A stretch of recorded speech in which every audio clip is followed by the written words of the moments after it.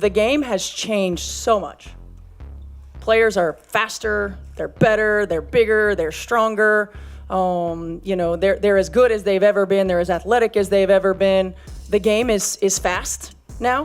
Things are happening quickly. Everybody's getting better, except the officials.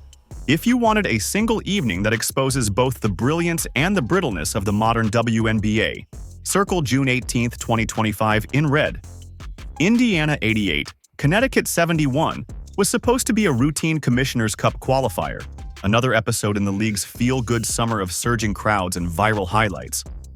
Instead, it detonated into a rolling street fight in which Caitlin Clark, the walking billboard for women's basketball's new boom, was raked across the eye, bulldozed to the hardwood, whistled for a technical, and left to fend for herself while 3 officials swallowed their whistles. All right, enough is enough. At some point, the line gets crossed too often where something needs to be done and things need to be corrected. And that is certainly the case with the way things around Caitlin Clark are officiated.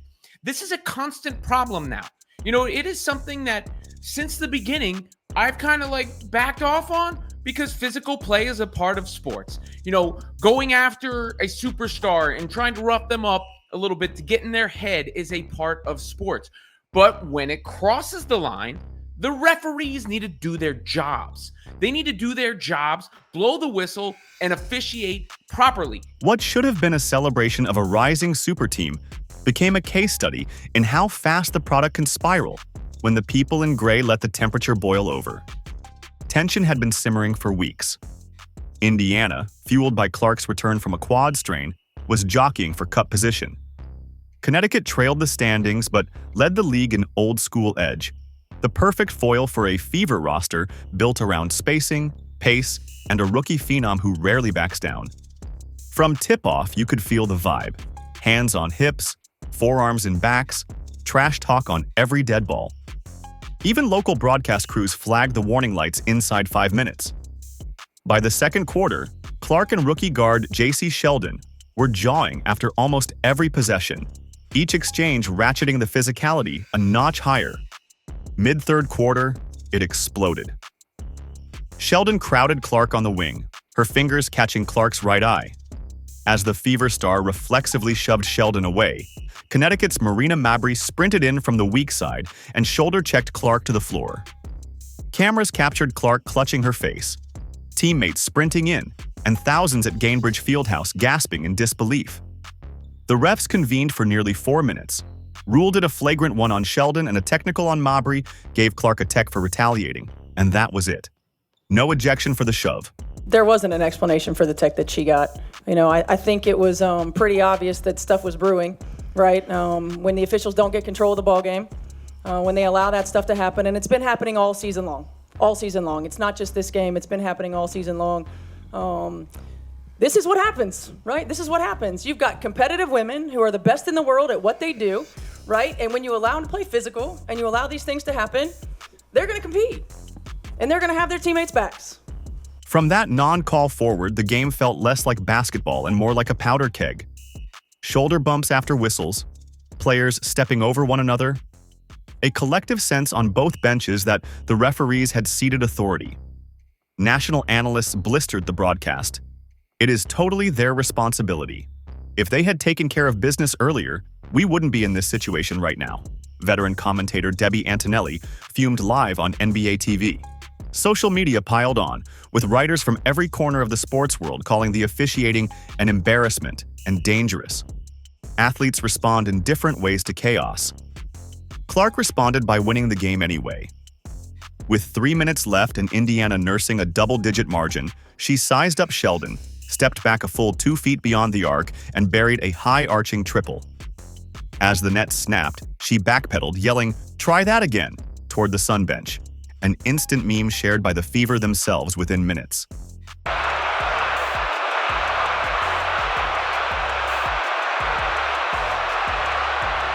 It was part catharsis, part warning shot. Hit me, poke me, shove me, and I'll still light you up. 46 seconds remained when Sheldon stole the ball and raced for a breakaway. Fever swing woman Sophie Cunningham wrapped her up with both arms, yanking her to the floor. Sheldon sprang up, shoved Cunningham, and a full melee broke out near the stanchion. Punches cocked, benches emptying. Officials ejected Cunningham, Sheldon and son guard Lindsey Allen. Only then did whistles finally restore a semblance of order. But the damage, to tempers, to league optics, was done. Fever coach Stephanie White marched to the podium and declared, "What was going on with the chippiness there, and what explanation were you given for the tech that you got?" I'll take the official questions. What followed was a 3-minute scorched earth monologue. Everybody's getting better, except the officials. Clark sat beside her, nodding, lips curled in a half-smile of, "You said it for me" relief. White's critique echoed gripes heard all season from stars such as Aja Wilson and Kelsey Plum. But it hit harder coming on a night when the league's marquee attraction nearly left with another injury. White's rant wasn't isolated. They just don't call anything, and I don't understand how that's 6 free throws, playing 40 minutes, touching the paint almost every play is absurd. It's absurd, and so I'm saying, like, I'll get fined for that, and that's fine, but, I mean, and I needed to make more shots, like, late game, but, I mean, they're fouling the shit out of me every single play. So I'm very frustrated with that, and I'm sick of it. I don't know what I need to do. I talk to the refs nice. I pray before the game. Like, fuck, I'm over it. Players from Minnesota to Atlanta have the bruises, and the missed games, to prove it. The theme is consistent. The speed, size, and athleticism of 2025 WNBA athletes have outpaced an officiating corps still graded on 2015 standards. By sunrise the next day, the WNBA announced that Mabry's shove had been retroactively upgraded to a flagrant 2, and several players were fined.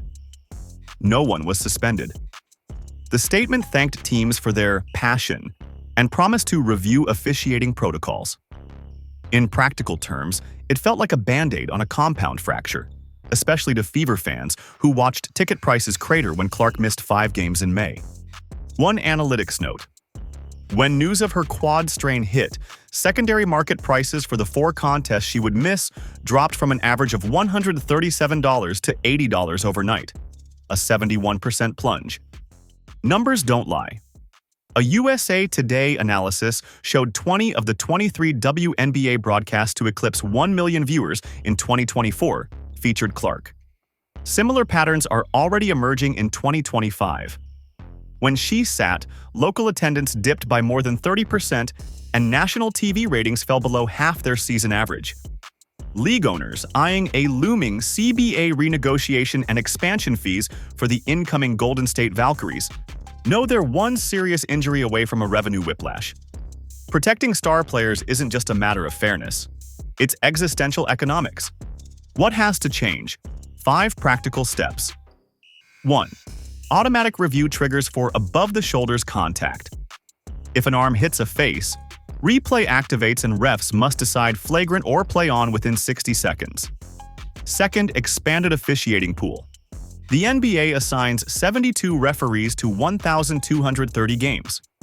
The WNBA currently uses 33 officials for 208 games plus cups and playoffs. Depth matters when inconsistency is the complaint. Can you specifically detail what you mean by get control of the game, just to be in your words? Get control of the game is call the foul. fouls that are actually happening on the floor. Right, and consistently call the fouls that are actually happening on the floor. 3rd, mid-season performance grading made public. Transparency forces improvement. If a crew grades out poorly, fans and coaches deserve to know why. 4th, star player protection emphasis. The league already markets Clark, Wilson, Stewart, and Reese on every billboard. Time to officiate like it. 5. Harsher penalties for non-basketball plays.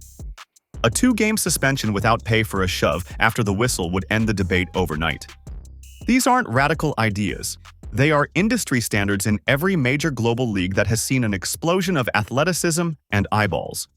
Last month, the WNBA proudly rolled out its No Space for Hate campaign, promising to curb online harassment and create a safer in-arena environment. Admirable.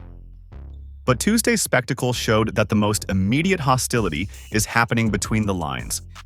If the league wants to showcase its stars and convert curious viewers into lifelong fans, it must make the hardwood a place where superstars can dazzle without dreading an uncalled elbow.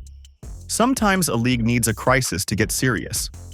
The NHL didn't mandate helmets until Bill Masterton's fatal head injury. The NBA rewrote its rulebook after the Malice at the Palace.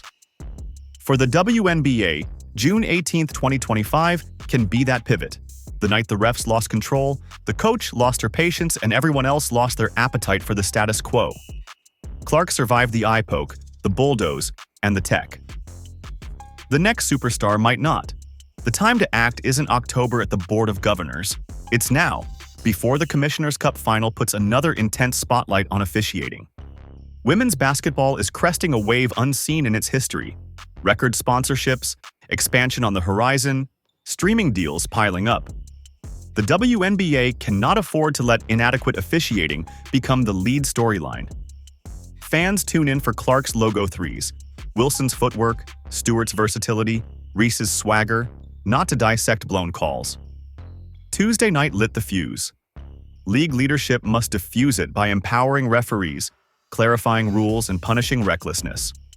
If they do, June 18, 2025 will be remembered not as the night chaos reigned, but as the night the W finally leveled up, to a league that protects its icons as fiercely as it markets them, and lets the basketball, at last, speak for itself.